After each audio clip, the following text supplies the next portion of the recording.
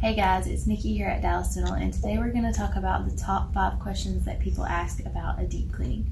So, what is the difference in a regular cleaning and a deep cleaning is a question that we get often. So with a deep cleaning, we're going much deeper into the gums and cleaning off the buildup off of the root surfaces of the teeth. Does this cleaning hurt? It can hurt if you're not numbed up for it, but once you get numb, you shouldn't feel anything because it's not super invasive. Will a deep cleaning make my teeth fall out? No.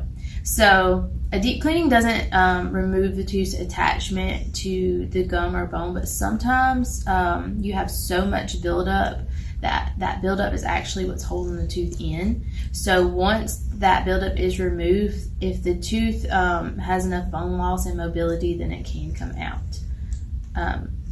How long will it take for my gums to heal after a deep cleaning?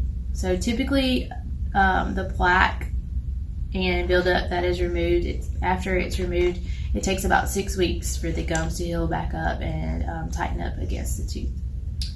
Do I really need a deep cleaning? So the way we determine that, if you have 5 plus millimeter pockets, you have inflammation, you have bleeding, you have a lot of buildup underneath the gums, then yes, you need a deep cleaning in order to not lose any more bone or your teeth.